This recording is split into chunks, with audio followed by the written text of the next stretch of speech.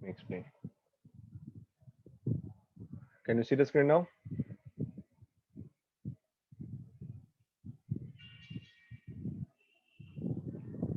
Fine. Let's start. Now y owes x 4000, यानी y को देना है किसको? x को कितना देना है? 4000 रुपये.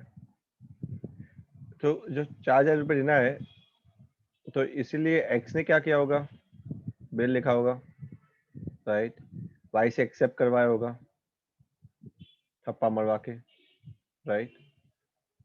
And then y returns that bill, right? पर ये बिल कितने का बनाया? ये बिल बनाया उन्होंने 3900 का, क्योंकि उससे कोई डिस्काउंट दिया, उसका मतलब ये हो जाता है. So if I want to pass a journal entry, right, in the books of X, हमको सिर्फ जर्नल एंट्री किसमें पास करनी है? In the books of X. तो एक्स के लिए y क्या है? डेटर है. यस और no Vibhuti? Yes, sir. Right. So in the books of x,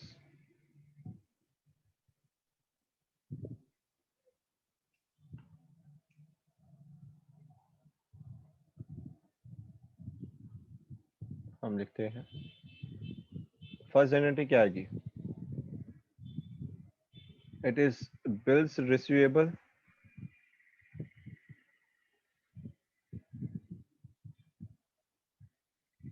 account debit. अभी देखो, उसको मिलने चाहिए था 4000, एक्स को मिलने चाहिए था 4000, तो उसने कितने का बिल बनाया? फुल सेटलमेंट में 3900 का. कहने का मतलब उससे डिस्काउंट अलाउड किया वाई को. ऐसा ही हो सकता है ना? तो मैं यहाँ पे डिस्काउंट अकाउंट डेबिट करूंगा to Y account. This will be 3900, this will be 100, and this will be 4000. Is this clear? First entry. Yes, sir. Let's move to the second entry, right? On the same date, it was endorsed by X to Z, right? यानी ये bill receivable जो हाथ में आया ना, उसने X को भी दे दिया, यानी बिल रिसीवेबल क्लोज करके X को दे दिया. सिर्फ बिल रिसीवेबल डेबिट कितने से था? 3900 से. तो क्रेडिट कितने से होना चाहिए? वो 3900 से क्रेडिट होना चाहिए, ये याद रखना, राइट? पर एंडोज हमने किया जब Z को, तो 3980 में एंडोज किया, राइट? उसका क्लेम 3980 का था, उसके सामने फुल सेटलमेंट में एंडोज किया हो उसने. तो एक्चुअली एक जो Z थे वो कितना मांगेगा उसके पास पैसा? वो तो 3980 मांगेगा, पर फुल सेटलमेंट किया है. तो इसीलिए मैं ये भी बोल सकता हूँ कि X Z का अकाउंट क्लोज कर देगा, X Z का अकाउंट क्लोज कर देगा कितने से? Z अकाउंट डेबिट कितने से क्लोज कर देगा? पूरा 3980 से क्लोज कर देगा, राइट? और बिल डेबिट था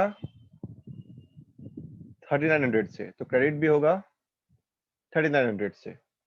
सो कितना होगा? टू बिल्स रिसीवेबल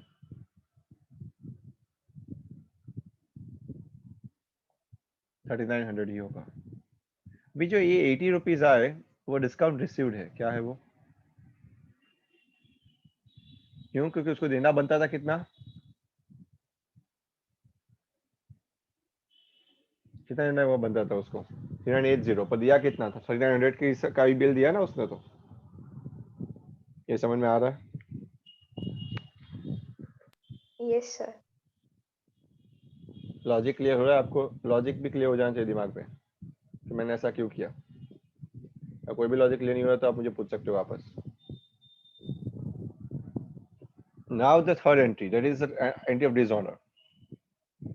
अभी क्या हुआ होगा? ये जेड गया होगा 3900 बिल लेके हमारे वाई के पास, और वाई ने ना बोल दिया, राइट? तो ये हुआ यूं है, यहाँ पे अगर स्टोरी देखने जाओ तो ये एक्स ने दे दिया जेड को, राइट? अभी जेड गया होगा ड्यू डेट के दिन इसके पास, और वो बोल दिया कि नहीं, मैं नहीं दे सकता. तो ये किसका गला पकड़ेगा? ये कहाँ जाएगा वापस? z जाएगा वापस x के पास जाएगा ना, राइट। उसको यहाँ से तो पैसे मिले नहीं, क्लियर है। अभी सवाल ये है कि वो कितना पैसा वापस मांगेगा, दिस इज द क्वेश्चन। तो मैं ये बोल रहा कि वो पूरा का पूरा 3980 ही वापस मांगेगा, राइट। एक्चुअल में तो यही होगा कि वो पूरा का पूरा 3980 ही वापस मांगेगा। यहाँ पे एक दूसरी चीज भी समझने जैसी है, उसका वाई उसी वक्त, वो डिस्काउंट तो सब खाली हो गया, डिस्काउंट तो चला गया सब कुछ, पर वाई भी उसका उस टाइम पे डेटा बन चुका। अभी जो डिस्काउंट हमको मिला था, राइट, वो भी गायब हो जाएगा, डिस्काउंट भी रहेगा नहीं, क्योंकि ना ही बिल बचा, यानी ना क्या बोलते हैं, ना ही बांस बचा तो बांसुरी कहाँ से आएगी, तो ना ही बिल बचा, डिस्काउंट कहाँ से मिलेगा। डिस्काउंट तो तभी मिलता जब बिल आता, बिल का पैसा आता, तो क्योंकि बिल का पैसा ही नहीं आया तो डिस्काउंट आएगा, राइट। तो अभी एक्चुअल में क्या हो जाएगा, पॉइंट नंबर 3 पे, ये वाई जो है ना, उसका वापस डेटा बन जाएगा, वाई अकाउंट डेबिट, राइट। उसको क्रेडिट हमने किया था 4000 से, तो डेबिट भी करो 4000 से, ये साफ है, ये तय है, राइट। उसी वक्त ऐसा भी समझो कि ये जो कौन था, जेड था ना, वो क्रेडिट था ना, तो जेड क्रेडिट वापस हो जाएगा, क्योंकि उसको जेड को वापस देना पड़ेगा कितना, वही अमाउंट 3980 वापस।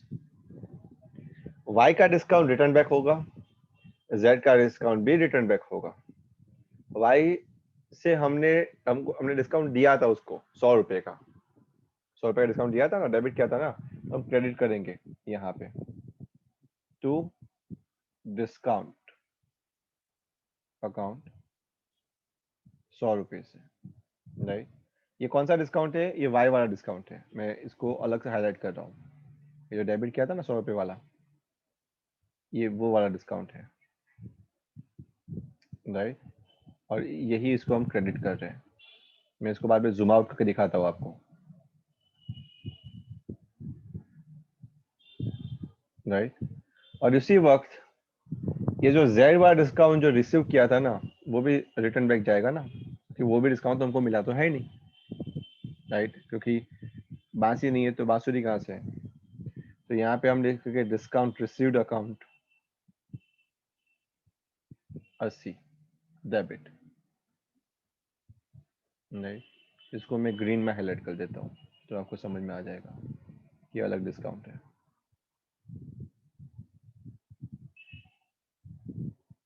समझ में आ रहा है ये विभूति?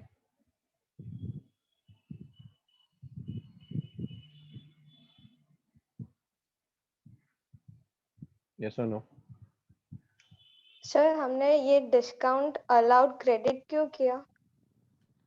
क्योंकि देखो, डिस्काउंट तो तभी मिलता जब हमको बिल परफेक्ट मिलता, तो सेटलमेंट होता। तो एक्चुअली डिसऑनर के वक्त सेटलमेंट तो हुआ ही नहीं ना, ये जब डिसऑनर हुआ, ये एंट्री जब डिसऑनर में आई, राइट, सेटलमेंट हुआ क्या?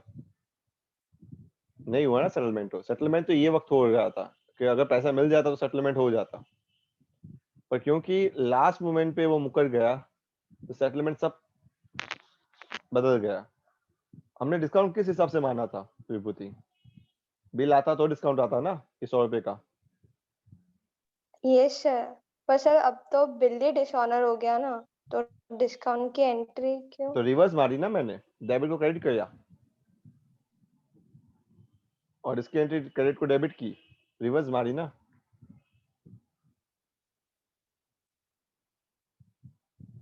समझ में आ रहा है मैं क्या कर रहा हूँ? यस। बोलिए, डाउट बोलिए। ये एंट्री रिवर्स चली जाएगी, अगर डिसऑनर होता है बिल तो एंट्री पूरी रिवर्स मारनी पड़ेगी आपको। अभी इसको डिस्काउंट रिसीव्ड हुआ था, पर किस हिसाब से डिस्काउंट रिसीव्ड हुआ था? क्योंकि बिल्स दिया था इसीलिए डिस्काउंट रिसीव्ड हुआ था ना। जेड को दिया था क्या हमने? बिल दिया था ना, इसीलिए हमको डिस्काउंट मिला था। चलो, पर अभी वो जेड हमारा ही गला पकड़ेगा तो जेड बोलेगा कि भाई मुझे तो वापस 3980 वापस ला, मेरे पास पूरा पैसा। तो कहाँ से लाएंगे हम, राइट। और वाई भी बोलेगा, अल्टीमेटली नेट इफेक्ट हम देखने जाए ना यहाँ पे, तो नेट इफेक्ट अगर देखने जाए तो हमारे पास जो डिस्काउंट आया था वो गया, वो सेटअप हो गया सामने, राइट। सिर्फ 20 रुपए की जो रिसिप्ट की एंट्री है वो बैठेगी यहाँ पे, 100 क्रेडिट में है और 80 डेबिट में है। अल्टीमेटली डिस्काउंट कुछ मिला नहीं ना, कोई दिया हमने। क्लियर हो रहा है ये?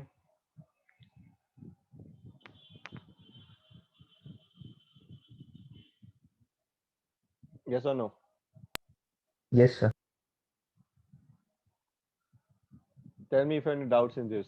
इसमें कोई डाउट हो तो आप मुझे पूछ सकते हैं।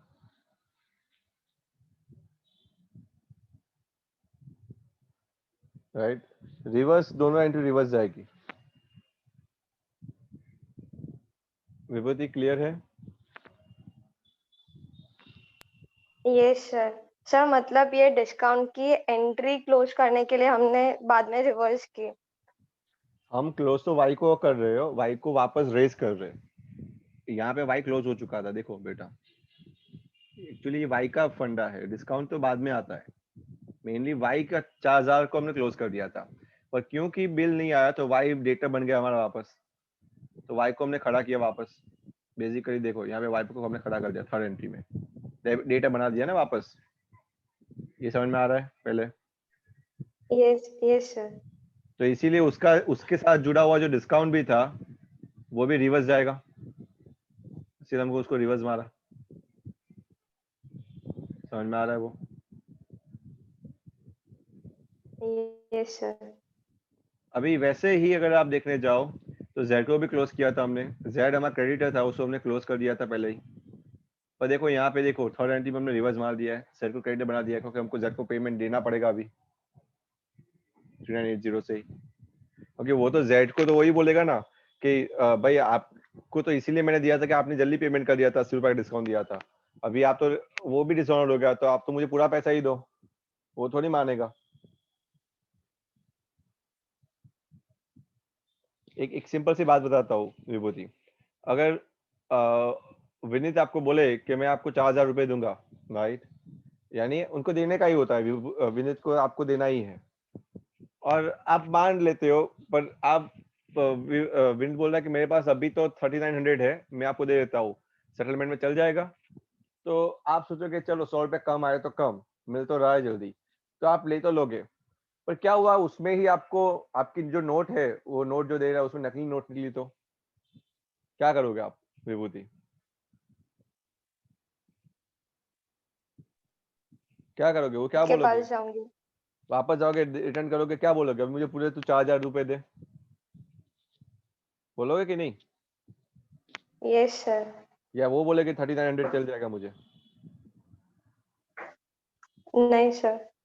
Right. So this is the फंडा, ये बिजनेस है, यहाँ ऐसा ही होता है, you can not settle for less.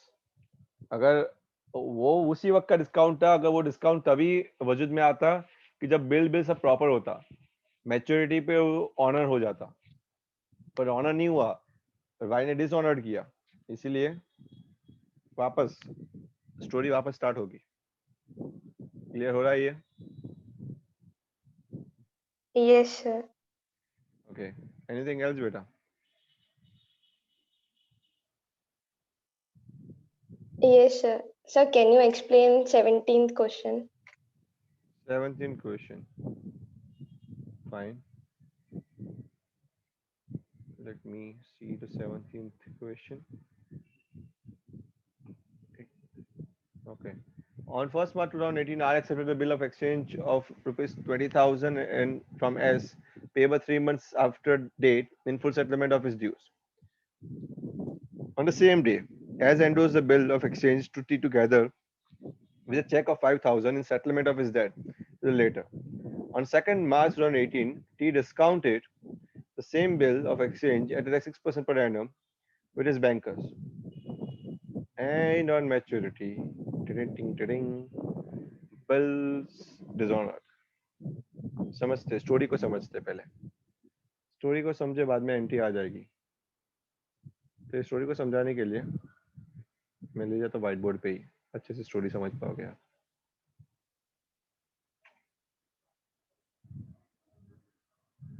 Right, are accepted यानी आर को पेमेंट करना है। राइट, यहाँ पे मैं डायग्रामेटिक ड्रॉ कर रहा हूँ जैसे मैं ऑलवेज ड्रॉ करता हूँ। राइट, आर एक्सेप्ट किया है राइट फ्रॉम एस, यानी ये बिल पड़ा किसके पास है, ये एस के पास बिल पड़ा हुआ है। राइट, किसका एक्सेप्टेंस है उसमें, उस पर थप्पा लगा है आर का, यानी आर ने एक्सेप्ट किया हुआ। In other words R is a debtor जो एस को पेमेंट करेगा। Right, S is a creditor. ये समझ में आ रहा है पहले, नंबर 1। Yes sir. राइट, अभी क्या किया, on the same day as endorse the bill of exchange to T together with a cheque of 5000। Right, may be उसको टी को कुछ पैसे देने होंगे, कुछ थर्ड पार्टी है टी, नया पार्टी, उसको मे बी 25,000 रुपये देने होंगे। तो उसने क्या दिया, एक बिल भी दे दिया उसको, प्लस 5,000 रुपीज दे दिए। राइट, क्योंकि उसको सेटलमेंट ऑफ हिज डेट के लिए था। राइट, तो ये 2 चीज दिया, यानी टी को मिल गया बिल्स। राइट, अभी ये बिल किसके पास गया, टी के पास। ऑन 2 मार्च, उसके बाद, ये 1 मार्च की बात है, और 2 मार्च में ही टी को भी पैसे की बहुत जल्दी थी, तो टी गया वापस बैंक के पास। अब ये और एक पार्टी के पास गया, बैंक के पास, उसके पास बिल रखने के लिए टाइम नहीं था, और इसीलिए टी ने क्या किया, एक T discounted bill of exchange 6% per annum, उसे 6% के पर एनम के ब्याज के हिसाब से। राइट, क्योंकि बिल है 3 मंथ का, याद रखिए। राइट, उससे 6% के हिसाब से उसको डिस्काउंट करवा दिया, 20,000 का बिल डिस्काउंट करवाया। राइट, 5,000 तो उसको रोकड़ा मिल गया था, ये तो कैश गया था। राइट, तो मैं यहाँ पे लिख देता हूँ, ये तो कैश था, ये अलग बात है। राइट, ये उसको कैश मिला था अलग से, पर 20,000 का जो बिल था, राइट, वो डिस्काउंट करवाया बैंक के पास से। अभी हुआ क्या होगा, मैच्योरिटी के दिन ये बैंक गया होगा आर के पास, बराबर है। ये भाई आर ने क्या किया, ना बोल दिया होगा पैसे नहीं है, तो बैंक क्या करेगा, बैंक जाएगा टी का गला पकड़ेगा, टी बोले कि ये बिल मेरा तो है नहीं, तो टी क्या करेगा, टी एस का गला पकड़ेगा। समझ में आ रहा है स्टोरी, यस और no, story yes clear. Sir. चलो समझते। अभी ये क्या बोल रहे हैं, आपको आर और टी के बुक्स लिखने हैं। राइट, यहाँ बहुत साफ लिखा है, journalise the transaction in the books of R and T. तो आपको ये आर बंदे यानी कि हमारे डेटर्स, और ये जो टी जो था, राइट, उसने क्या किया होगा, उसके बुक्स लिखनी है हमको। एस की बुक्स नहीं आ रही है यहाँ पे, देखो ये आएगा, या मैं इसकी जर्नलिटी समझाऊं मैं आपको।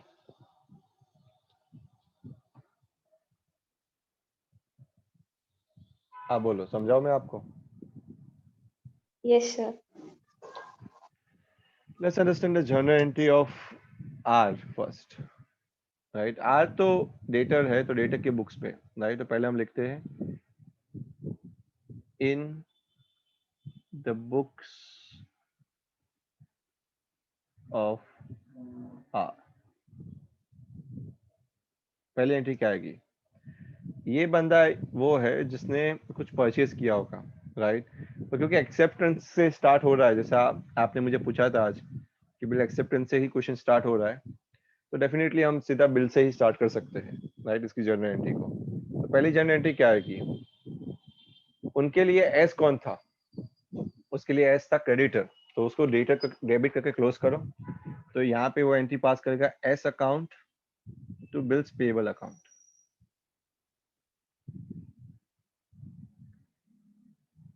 राइट, और ये एंट्री आएगी कितने अमाउंट की, 20,000 की।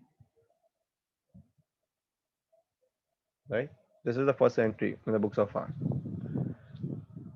मे बी उससे पहले एंट्री ऐसी भी हो सकती है, purchase to S and then S to bills payable. Now on the date of the dishonour उसको कुछ लेना देना नहीं है।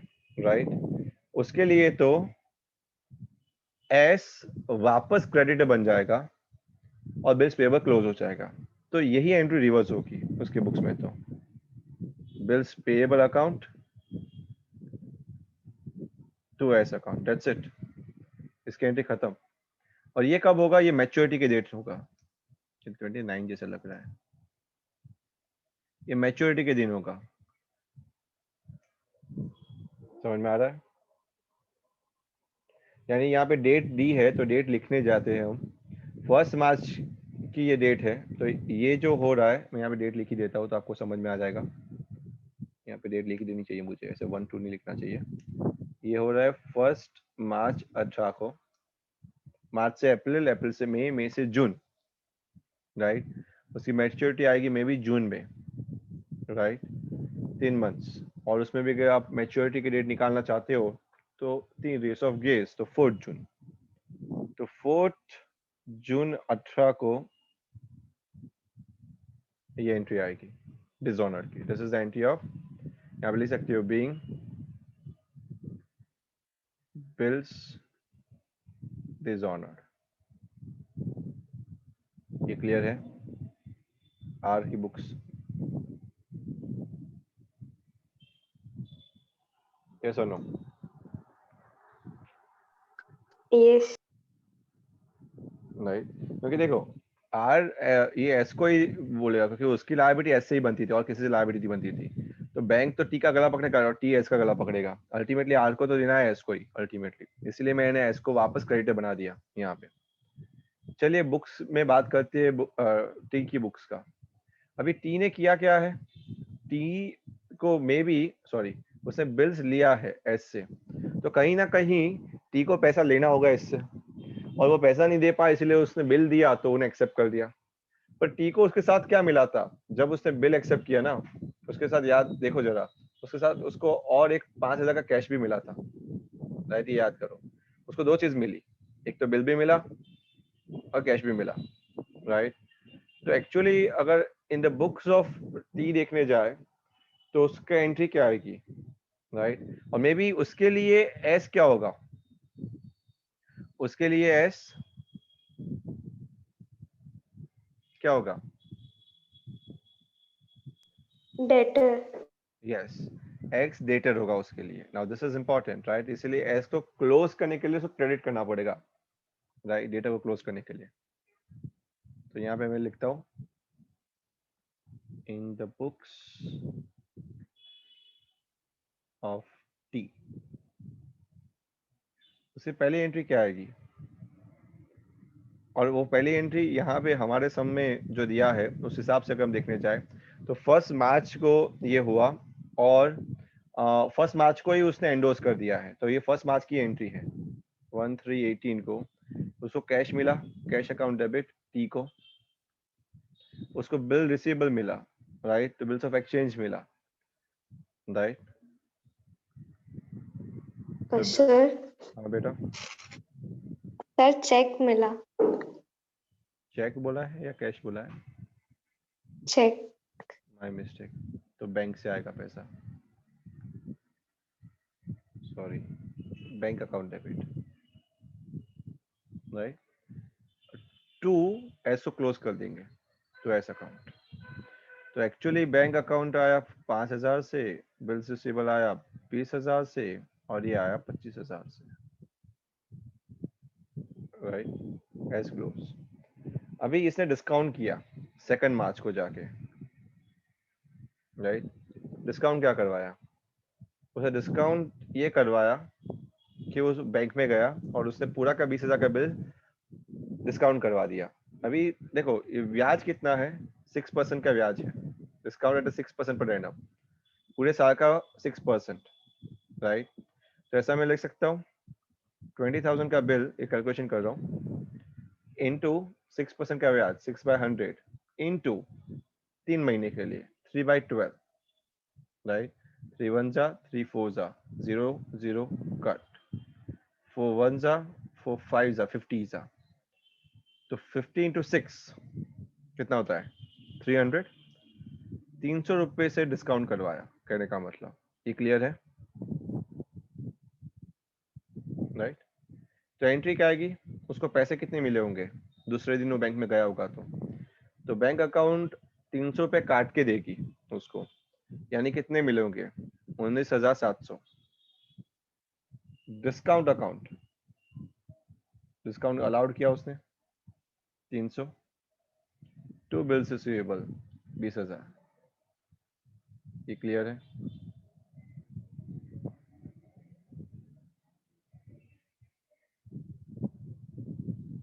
यस और नो?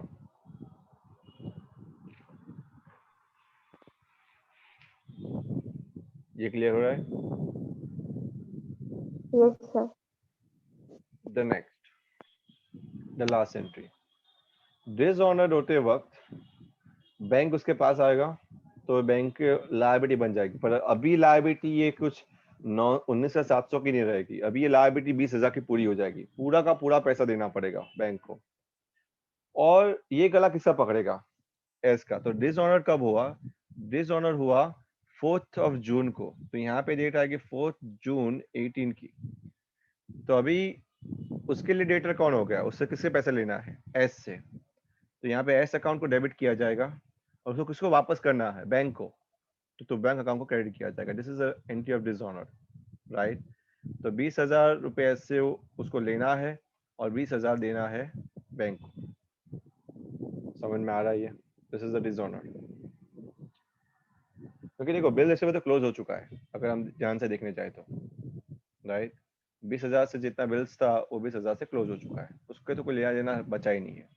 अल्टीमेटली ये तो कैश वाला पैसा था, तो ये भी क्लोज है। 5,000 तो आ ही गया है, रोकड़ा ही आ गया है, उसमें तो कोई चेक तो बाउंस हुआ नहीं है, ऐसी तो कोई बात है नहीं। अल्टीमेटली जो पार्टी जो पिक्चर में आ रही है वो एस और बैंक है। समझ में आ रहा है? तो बैंक को डेबिट किया था तो उसको क्रेडिट कर दो, एस को क्रेडिट किया तो उसको डेबिट कर दो। क्लियर हो रहा है?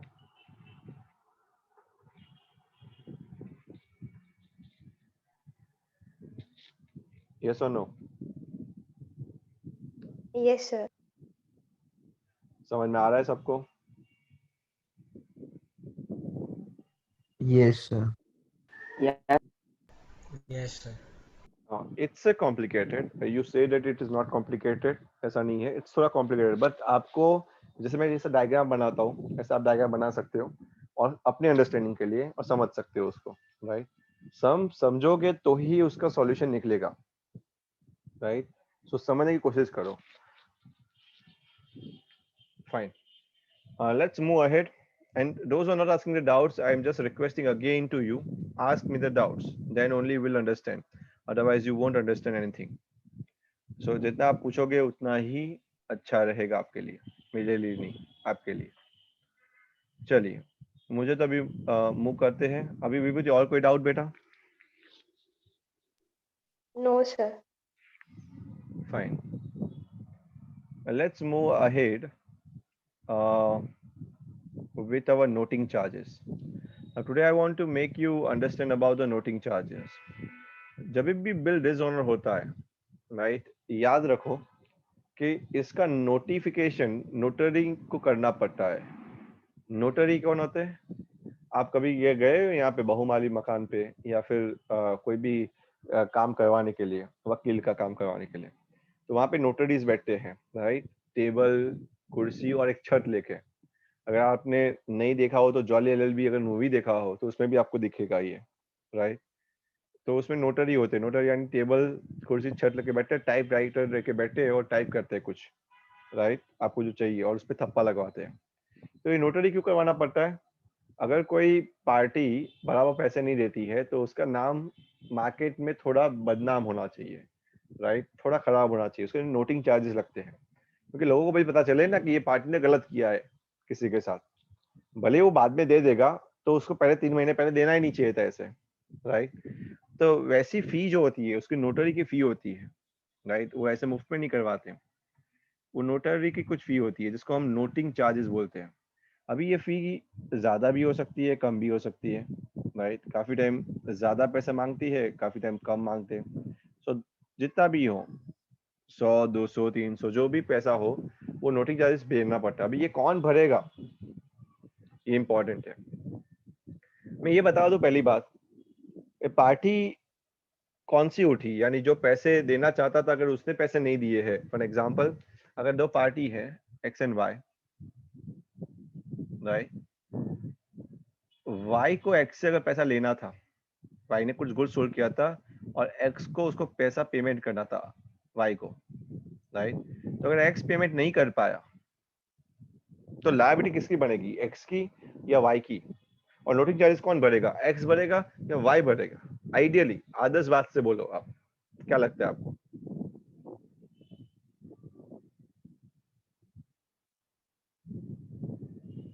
मैं पूछ रहा हूँ आपको, एकदम सीधा सा सवाल पूछ रहा हूँ। एक्स ने वाई को गुड सोल्ड किए, सॉरी वाई ने एक्स को गुड सोल्ड किए और एक्स को वाई को पैसे देने हैं, पेमेंट बाकी है, ड्यू है, राइट। अब मुझे ये बताओ सीधी सीधी भाषा में कि नोटिंग चार्जेस किसको पे करना चाहिए, एक्स को करना चाहिए, वाई को करना चाहिए?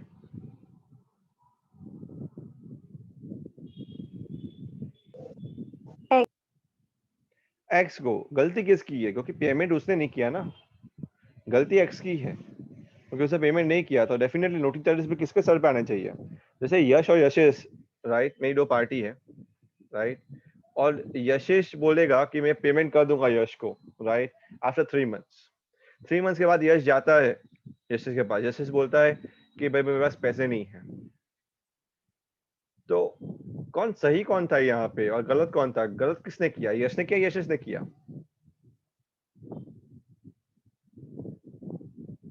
सीधा पूछ रहा हूं मैं आपको, यशेश कौन गलत है, आप हो या यश है?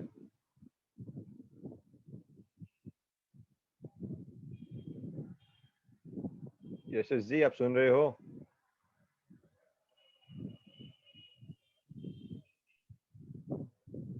यशेश उसको क्या लगता है?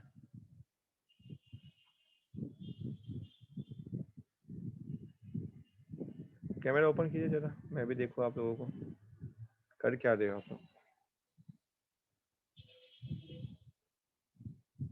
Open up camera. Yash and Yashesh आप यहाँ पे हो? अपूर्व तो नींद में लग रहा है। ओह झूले पे बैठे हैं अपूर्व जी, झूले पे बैठे बैठे पढ़ रहे हैं। यश यशेश आप सुन भी रहे हो कि नहीं मैं क्या बोल रहा हूँ? सुनाई दे रहा है आपको या डाउट है? मैं ये बोल रहा हूँ बेटा, यशेश अगर आप प्रॉमिस करते हो पे करने के लिए आफ्टर 3 मंथ्स, राइट, और यश आता है आपके पास 3 मंथ्स के बाद, राइट, एक सीधा सा टेक्निकल सवाल है मैं आपको जो पूछ रहा हूँ, बराबर है, और आप ना बोल देते हो कि मेरे पास पैसे नहीं है, राइट, तो नोटिंग चार्जेस किसको पढ़ना चाहिए, यश को पढ़ना चाहिए, यशेश को पढ़ना चाहिए? कीर्तन आप बताओ मुझे। Sir Yashesh. Y?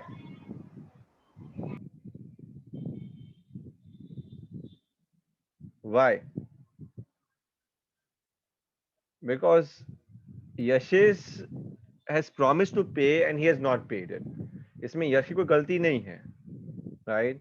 The entire fault lies on one person. यहाँ पे यशेश आप दिमाग पे मत लीजिए, it is just an example, right? मैं यश को भी बोल रहा हूँ कि दिमाग पे मत लीजिए, it is just an example. What I mean to say, I want to make you understand that the liability, right, of the person lies on that person who is not willing to pay. जो payment नहीं कर सका ना, उसके ऊपर liability थोप दी जाएगी। समझ में आ रहा है? और now this is the point two understand. इसीलिए मैं बता रहा हूँ कि नोटिंग चार्जेस का जो लायबिलिटी नॉर्मली होता है, now you look at the book, noting charges के लायबिलिटी नॉर्मली जो होती है वो किस पे ओनर्स पे आती है? Is a person who dishonour the bill. किस पे आती है? The person who dishonour the bill. तो याद रखिए, भले ही पेमेंट कोई भी करेगा, लायबिलिटी की सिर्फ एक ही बंदे के नाम पे आएगी, और वो यहाँ पे हमारे केस में वो एक्स के ऊपर आएगी, क्योंकि एक्स पेमेंट नहीं कर पाया ना, तो लायबिलिटी पूरी एक्स के ऊपर स्टे करेगी। याद रखिएगा, क्लियर है? Let's understand this. Dishonoured, dishonoured में नोटिंग चार्जेस कौन भर रहा है और कौन नहीं भर रहा है, इसके ऊपर डिपेंड करता है, राइट? अभी यहाँ पे ऐसा हो सकता है कि अगर कुछ ना बोला हो, याद रखिए कुछ भी ना बोला हो सम के अंदर, तो नोटिंग चार्जेस कौन भरेगा? कौन भरेगा? हमारे केस में एक्स और वाई में नोटिंग चार्ज कौन भरेगा? अगर कुछ भी ना बोला हो तो सम साइलेंट है, तो definitely you have to say that X has to pay the noting charge because X is willing to do the payment to Y. X को वाई को पेमेंट करना था, वो कर नहीं पाया, इसलिए नोटिंग चार्जेस तो एक्स को ही भरना पड़ेगा अगर कुछ ना बोला हो तो। पर अगर सम में कुछ ऐसा मेंशन किया गया हो कि वाई ने उसकी रिस्पॉन्सिबिलिटी ले ली है, राइट, तो वो वाई का खर्चा होगा, अदरवाइज वो वाई का खर्चा नहीं होगा। हम समझते हैं नोटिंग चार्ज की बेसिक एंट्री क्या आती है, यहाँ पे दिखाई गई है, एक देख लेते हैं, right. The entry of bill plus noting charges. अभी बिल और नोटिंग चार्जेस की एंट्री क्या आएगी, क्योंकि बिल डिसऑनर हुआ तो उसको डेबिट तो करना पड़ेगा, number one, point number one, right. ये तो हमको पता है, ये हम करते आ रहे हैं। बिल्स पेएबल यानी उसको डेबिट करेंगे, ये कौन डेबिट करेगा? कौन डेबिट करेगा? ये एक्स, यानी जिसको पेमेंट करना था वो, राइट। उसके साथ वो और भी चीज डेबिट करेगा, और वो क्या डेबिट करेगा? नोटिंग चार्जेस, क्योंकि ये नोटिंग चार्जेस एक्चुअली लायबिलिटी किसकी है? उसी की है, क्योंकि उसने पेमेंट नहीं किया है, right. So there is not one thing that he will debit, there are two things he will debit, bills payable plus noting charges. To किसको जाएगा? ये टू क्रेडिटर को। क्रेडिटर को क्यों भाई? Why we are going to to creditor because पूरा पैसा, noting charges का भी पूरा पैसा, राइट, उसको क्रेडिटर को देना पड़ेगा, राइट। भाई देखो अभी तो उसके पास पैसे है ही नहीं, तो वो नोटिंग चार्ज भी भरेगा कि नहीं हो तो हमको पता ही नहीं है, राइट। वी डोंट नो कि whether he is going to pay the noting charges और not he is going to pay the noting charges. ये नोटिंग चार्जेस तो वो तभी भर पाएगा जब उसके पास पैसे आएंगे। तो अभी किसने भरे होंगे ये पैसे? जो बिल लिखने वाला था, ड्रॉयर था, उसने भरा होगा पैसा, राइट। वापस इस स्टोरी को डायग्रामेटिकली थोड़ा समझाता हूँ, अगर आपको समझ में नहीं आया हो तो एक डायग्रामेटिकली एक और रीत से समझा देता हूँ मैं आपको। मैं व्हाइट बोर्ड ओपन कर रहा हूँ, डायग्रामेटिकली समझो अभी इसको। दो पार्टी थी, X and Y, right. Y ने गुड सोल्ड किया था कुछ, राइट, और इसी बदले में एक्स को कुछ पेमेंट करना था वाई को, बराबर है। वाई ने क्या किया होगा? वाई ने बिल ड्रॉ किया, पूरी स्टोरी में वापस दोहरा रहा हूँ, राइट। वाई ने बिल ड्रॉ किया, वो गया एक्स के पास और उसने थप्पा लगवाया एक्स का, एक्स की साइन ले ली कि भाई तू मुझे पेमेंट कर देना at the end of the day, clear. ये थप्पा लगा के वाई ने अपने पास बिल रखा। Now at the time of maturity ये वाई गया वापस एक्स के पास, मैच्योरिटी के वक्त वाई गया एक्स के पास और बोला कि भाई पेमेंट दे। एक्स ने ना बोल दिया, ना मेरे पास पेमेंट नहीं है, राइट। उसने क्रॉस मार दिया, उसने बोला कि नहीं मेरे पास पेमेंट है ही नहीं, मैं कैसे दूं? तो वाई क्या करेगा पता है? ये बिल तो डिसऑनर होगा उसका, तो वाई जाएगा नोटरी ऑफिस में। Now Y will go to notary office, notary office में जाएगा और उसमें नोटिंग करवाएगा। नोटिंग करवाएगा यानी उसका नाम, एक्स का नाम बदनाम करवाएगा, उसका नाम रेड लिस्ट में लिख देगा, राइट। एक्स का बिल जो 20,000 का बिल था उसका रेड लिस्ट में नाम लिख देगा, नोटिंग करवाएगा। अभी नोटिंग के कुछ चार्जेस लगते हैं, सब समझ लो नोटिंग के कुछ 120 रुपए लगे उसको। अभी ये 120 रुपए लायबिलिटी है किसकी? मेरा सवाल ये है, ये लायबिलिटी एक्चुअली है एक्स की, किसकी है लायबिलिटी?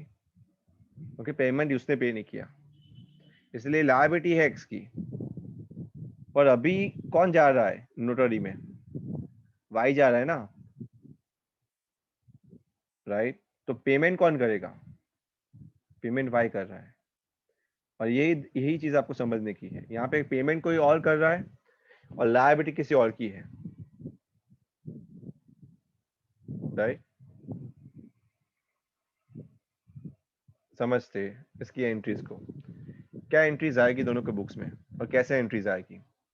डिसऑनर तक तो आपको समझ में आ गया, पर डिसऑनर के साथ नोटिंग चार्जेस समझना भी उतना इंपॉर्टेंट है। हम क्या करते थे अभी तक, स्टोरी सो फार, राइट, हम क्या करते थे अभी तक और क्या होगा अभी. So let's understand this. सबसे पहले entry, the very first entry in the books of X, हम दोनों के बुक्स में देखेंगे.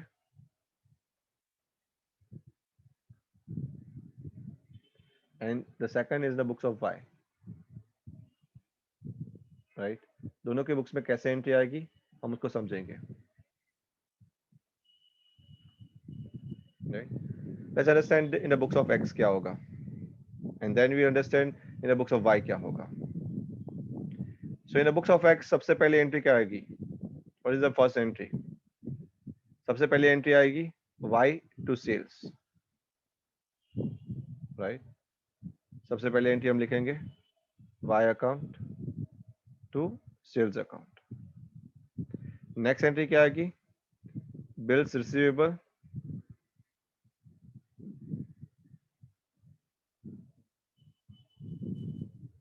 सॉरी, माय मिस्टेक, एक्स ने परचेज किया है ना, मैं गलत लिख रहा हूँ. My mistake. Purchase to y. Purchase to y. Next entry y account to bills payable. Right, ये तो आपको पता ही है. और इसके बुक्स में पहली एंट्री क्या आएगी? x to sales. Right, and second entry x को क्लोज करके बिल्स रिसीवेबल को रेज कर रहे हैं हम. So bills receivable to x. ये समझ में आ रहा है? ये हर एक एंट्री 20,000 की है.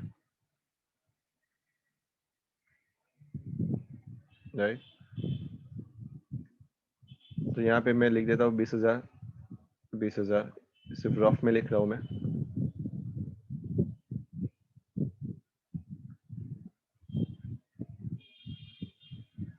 और यहाँ पे भी, यहाँ पे जगह कम है, मैं इसको शॉर्ट में कर देता हूँ उसको थोड़ा.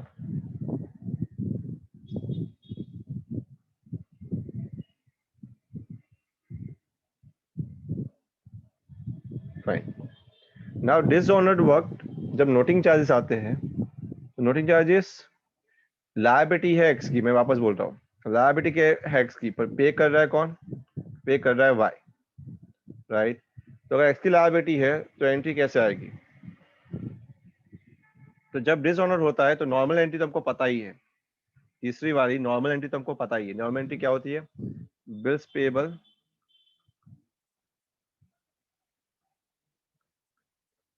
टू, वापस उसको देना है, उसको वाई को देना है ना, टू वाई अकाउंट. ये तो पता है. पर ये कब होता है? जब normal bills, normal I mean dishonour होता है.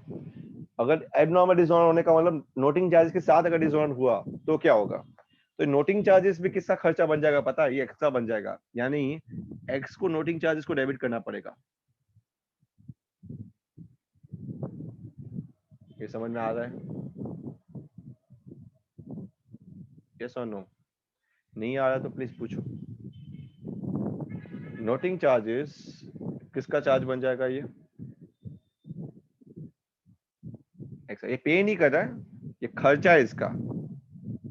यानी ये खर्चा उसको किसको देना है पता है? ये खर्चा उसको वाई को देना है. क्यों? क्योंकि वाई ने अभी पे कर दिया होगा उसका पैसा. तो वाई को जब वो पैसा लौटाएगा ना एक्स, तो लेट्स से यहाँ पे हमने लिखा है कि 20,000 बिल का अमाउंट है और 120 रुपया नोटिंग चार्जेस है, तो दोनों चीज लौटाएगा. 20,000 120 और टोटल अमाउंट क्या आएगा? 20,000 120 टोटल. ये पूरा पैसा वो लौटाएगा, कहने का मतलब. राइट, यहाँ पे थर्ड एंट्री क्या आएगी? यहाँ पे थर्ड एंट्री आएगी, उसको एक्स से वसूलना है. कितना वसूलना है? उसको एक्स से पूरा पैसा वसूलना है. राइट, तो एक्स अकाउंट डेबिट कितना आएगा? 20,120 टू बिल्स रिसीवेबल क्लोज, क्योंकि डिसऑनर हो गया है 20,000. And the last to cash account आएगा. देखो ये कैश अकाउंट क्यों लिखा मैंने? नोटिंग चार्जेस, क्योंकि नोटिंग चार्जेस उसका खर्चा नहीं है, तो उसके बुक में नोटिंग चार्जेस का वर्ड नहीं आएगा. उसने तो कैश दे दिया, राइट, नोटिंग चार्जेस के तौर पे. तो टू कैश अकाउंट 120. ये समझ में आ रहा है?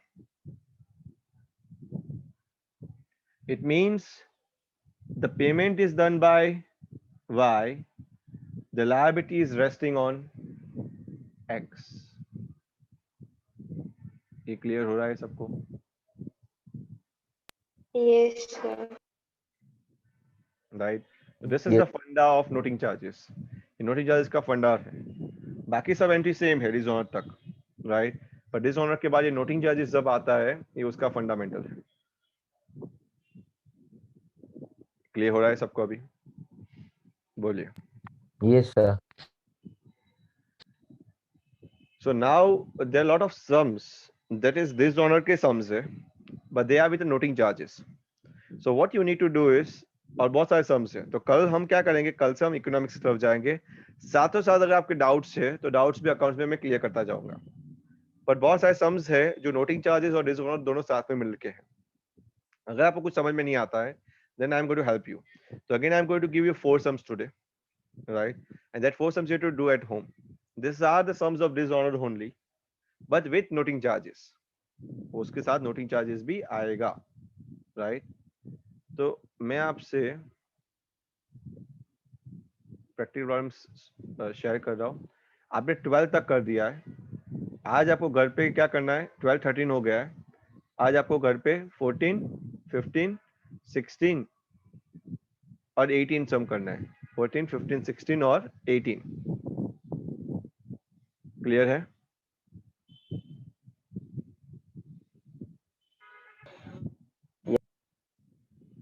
Yes, sir. फाइन. किसी को डाउट इसमें? You can ask me if you have doubt. No, sir.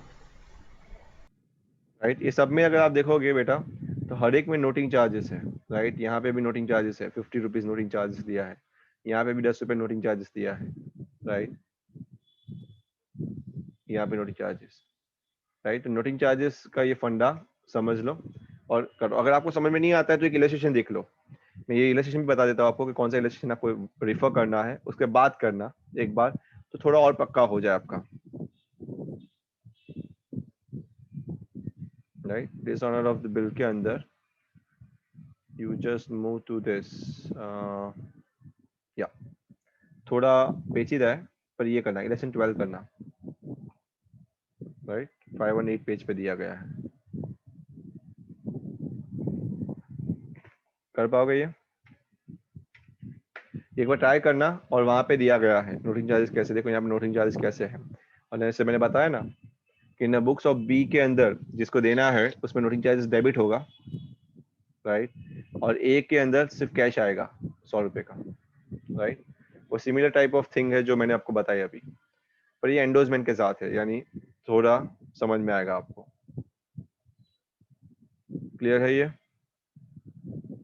4 सम में लिख रहा हूँ होमवर्क में अभी. बोलिए, कोई डाउट, कोई पूछना है कुछ भी आपको?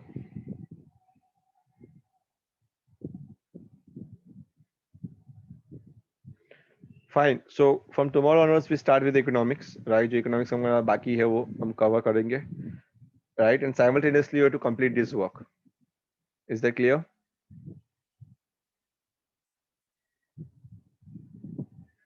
Yes, sir. Fine. Yes, sir. Okay fine. Yes. Fine बेटा. Good bye. Take care.